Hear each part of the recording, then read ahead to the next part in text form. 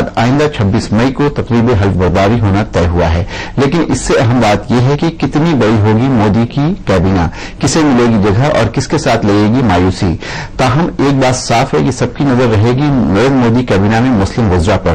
पेश है एक रिपोर्ट। बीजेपी की तारीख में पार्टी की सबसे बड़ी जीत में अहम किरदार निभाने वाले नरेंद्र मोदी को इंतजार है तो बस हलफ उठाने का।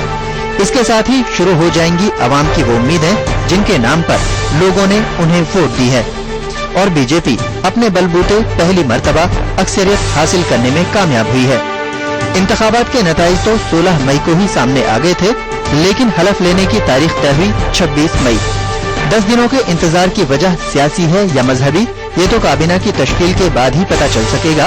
लेकिन तारीख का ऐलान करते हुए नरेंद्र मोदी के चेहरे पर कामयाबी की झलक साफ नजर आ रही थी। राष्ट्रपति जी को कॉल ऑन करने के लिए आया था।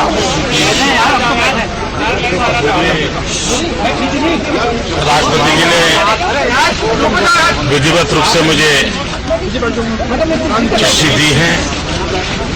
अब मुझे शपथ समारोह के लिए जो हम लोगों ने तय किया है 26 इवनिंग में at 6 PM यही शपथ समारोह होगा। मोदी काबीना को हतमी शक्ल देना पार्टी के लिए आसान साबित नहीं हो रहा है। एनडीए कुंबे में शामिल जमातों को उनका सही हक देने से पहले पार्टी के अहम लीडरान को मुतमईन करना भी एक बड़ा मसला है।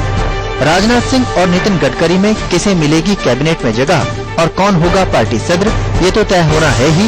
अमृतसर से नवजोत सिंह सिद्धू की जगह अरुण जेटली को तरजीह देने के बाद हुई उनकी बड़ी हार के बाद उनको काबीना में जगह तो मिलेगी ही, लेकिन कलमदान कौन सा होगा, ये भी एक बड़ा सवाल है।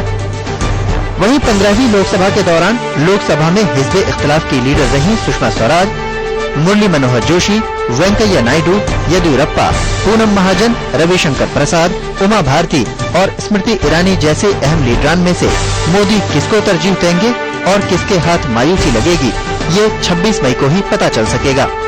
लेकिन सबसे बड़ा मसला लाल कृष्ण आडवाणी है। उन्हें स्पीकर बनाया जाएगा या काबीना में जगह मिलेगी, ये भी बड़ा सवाल है, क्योंकि मोदी के पीएम ओहदे की उम्मीदवारी को लेकर नाराज हुए आडवाणी अभी भी बहुत खुश नजर नहीं आ रहे हैं।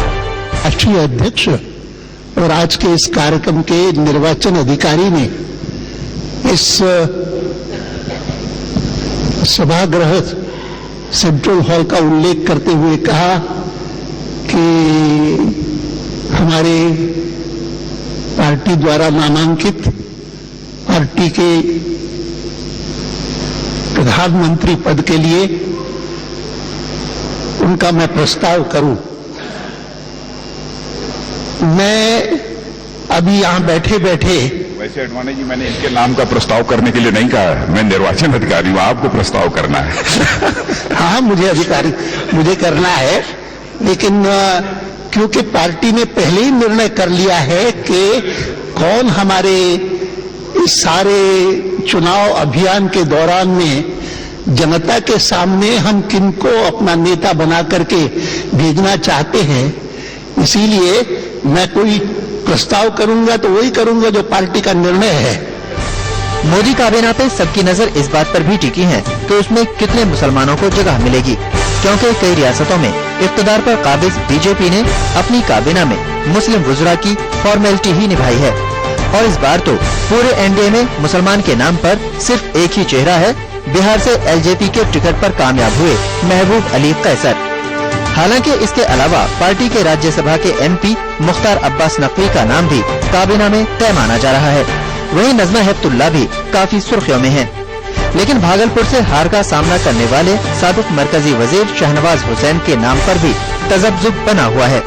इस सब के बावजूद एलजेपी के महबूब अली कैसर को नजरअंदाज करना एनडीए के लिए आसान नहीं होगा। लॉजिकली जो होना चाहिए वो अगर हो जाए तो अच्छी बात है, न हो तो हमारे लीडर ने कहा है कि किसी को कोई मंत्री पद का लालच नहीं और भी सेल्फिशनेस से उठ करके सारे लोग काम करेंगे। तो जो भी रोल दिया जाएगा उसमें एनडीए में अब हम लोग हैं तो एनडीए के लिए काम करेंगे और ये प्रेरोगेटिव हमारे प्रधानमंत्री जी का होगा, किसको मंत्री बनाना चाहते हैं ये हमारे पार्टी के लीडर हैं उनका होगा।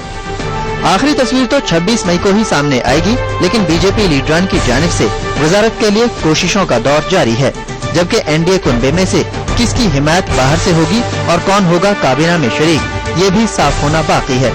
आरएसएस ने तो खुद को इन मामलात से अलग करने का दावा किया है। अब देखना ये है कि मोदी काबीना में ज्यादातर आरएसएस के चेहरे दिखाई देंगे या बीजेपी इत्तेहाद के। आलमी समय के लिए ब्यूरो रिपोर्ट के साथ मासूम सिद्दीकी की रिपोर्ट। नाज़रीन, आपने ये रिपोर्ट देखी और अभी तक बिल्कुल साफ नहीं है कि कौन लोग कैबिनेट में होंगे और कौन कैबिनेट से बाहर होंगे। शहनवाज हुसैन के नाम पर सस्पेंड बना हुआ है, उनसे कल भी हम लोगों की बातचीत हुई थी, उनको भी पता नहीं है कि उनके साथ क्या होगा। दूसरे नाम, इसमें एक अहम नाम MJ अकबर साहब का भी आ रहा है, शायद उनको भी कैबिनेट में जगह मिल जाए। लेकिन उससे पहले गुफ्तगू की शुरुआत करते हैं इस बात से कि इस पूरे इंतखाबात में जिस तरह के नतीजे आए उसमें किसने क्या खोया क्या पाया, और खासकर अक़लियतों के हवाले से बात करें तो उसकी इस कैबिनेट फॉर्मेशन में जो सूरत हाल है आपके सामने है। लेकिन इस पूरे इलेक्शन प्रोसेस में मुसलमानों ने क्या खोया क्या पाया, आइए बातचीत की शुरुआत करते हैं। हमारे साथ सीनियर सियासतदान वेलफेयर पार्टी के मौजूद हैं, उनसे बात करते हैं यासिर साहब से कि क्या सूरत हाल है और किस तरह से इस पूरे इलेक्शन को, उसके नतीजे को वो देखते हैं। देखिए, मैं समझता हूं कि बीजेपी ने जो स्ट्रेटजी बनाई थी सिलेक्शन में वो बहुत कामयाब रही है। पहली बात तो ये थी कि एक अरसे से ये महसूस हो रहा था कि मुल्क के सामने कोई लीडर नहीं है, कोई टावरिंग पर्सनैलिटी नहीं है, और हिंदुस्तान का मिजाज भी ये है कि हम हीरो वर्शिप के आदी हैं, तो एक बड़े ऐसे टावरिंग पर्सनैलिटी को लाकर खड़ा किया गया। और देखिए पूरा इलेक्शन, आप मानते हैं कि नरेंद्र मोदी कहीं ना कहीं टावरिंग पर्सनैलिटी है? प्रोजेक्ट किया गया है, बनाया गया है, एक लंबे अरसे से कोशिश हो रही थी और उस कोशिश को उन्होंने सामने रखा।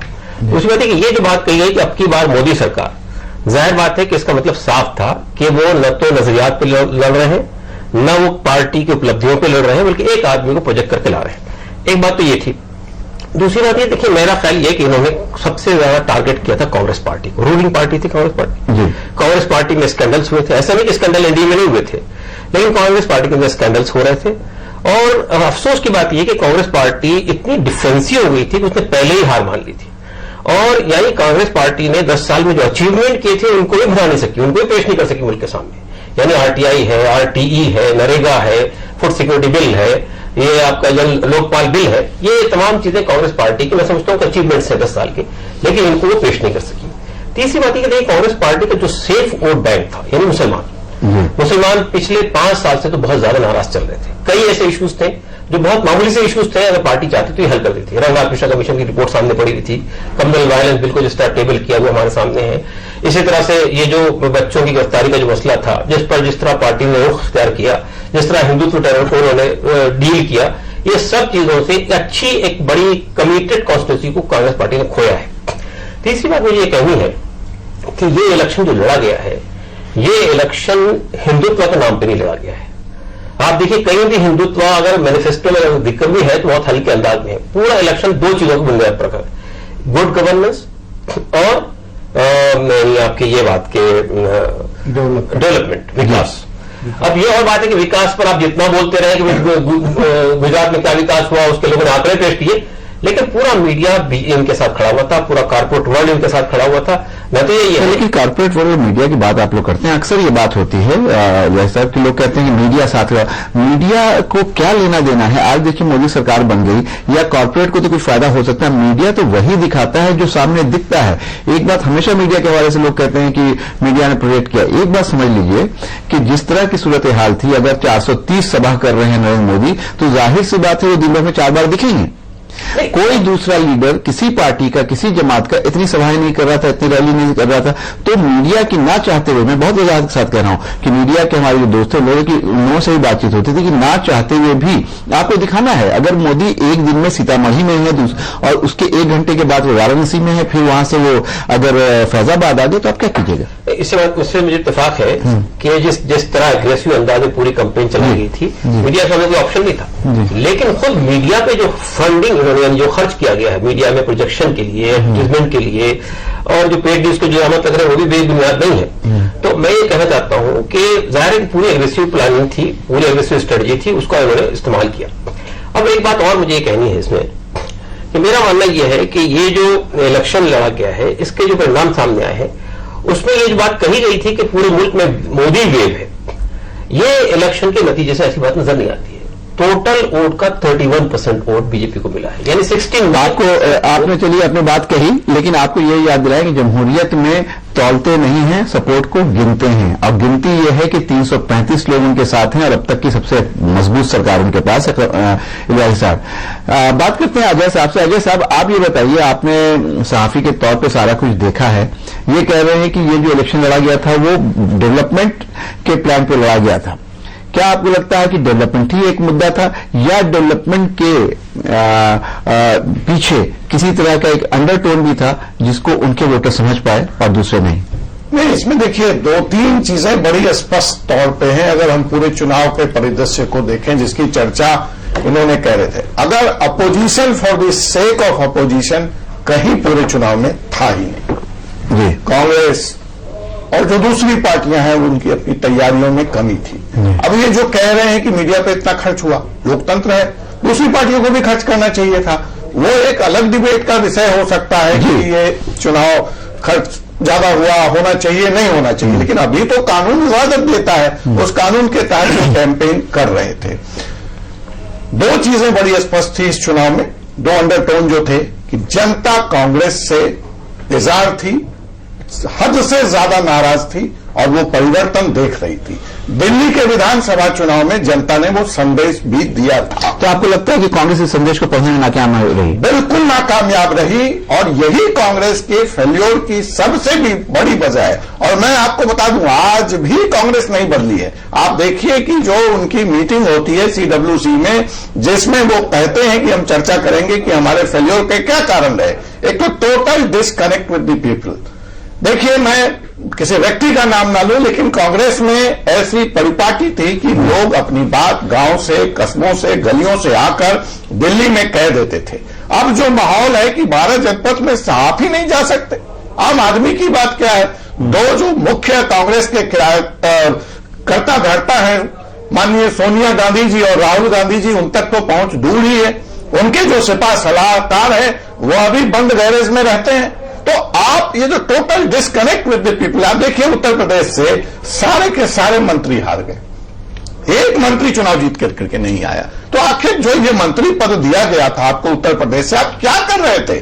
पिछली बार आपने 22 सीटें जीती थी।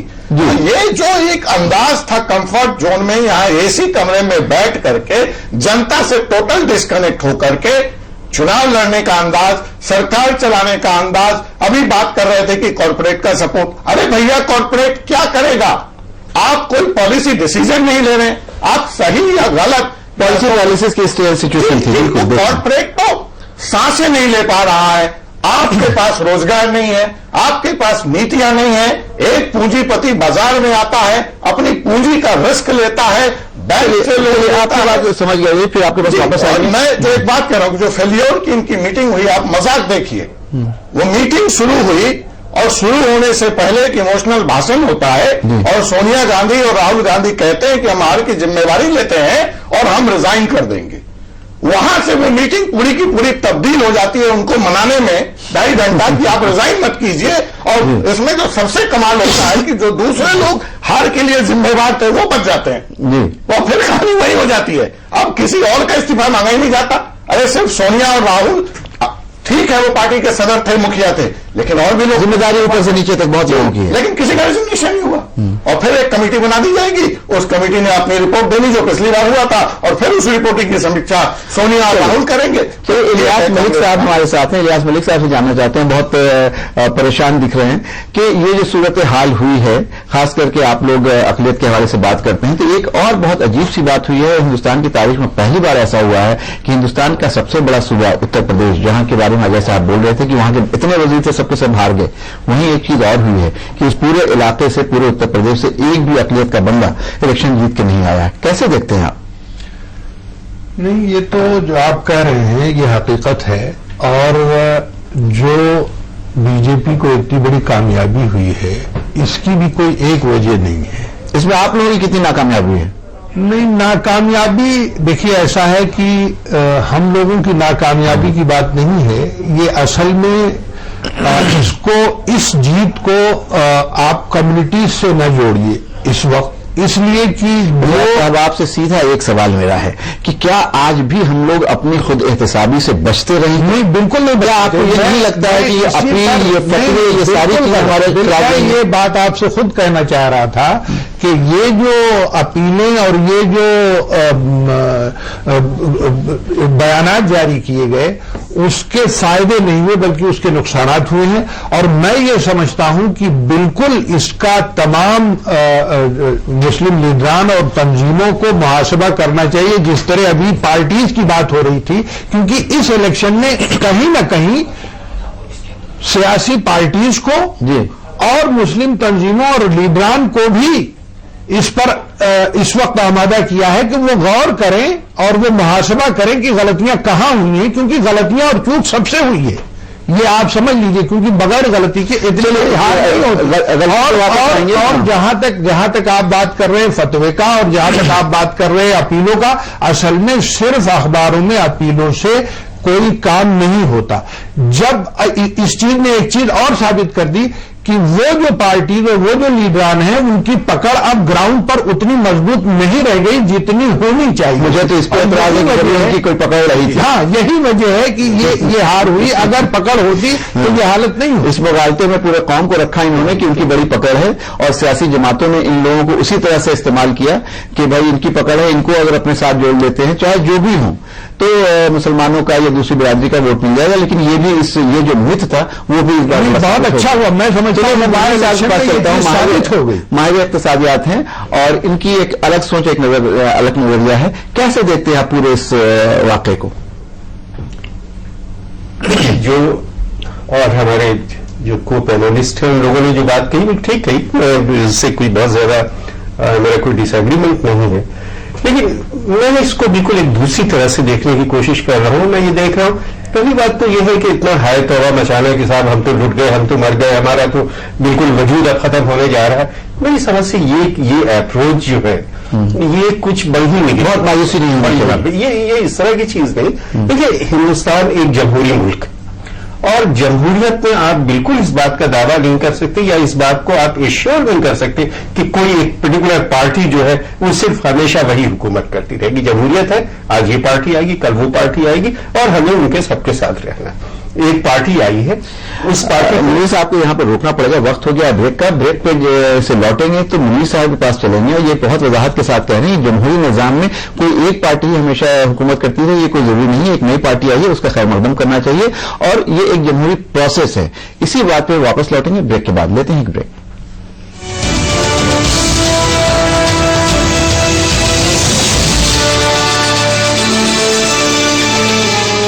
सब्जियां और शुद्ध मसाले, यही तो है टॉप्स अचार की असली पहचान। टॉप्स, इंडिया का नंबर 1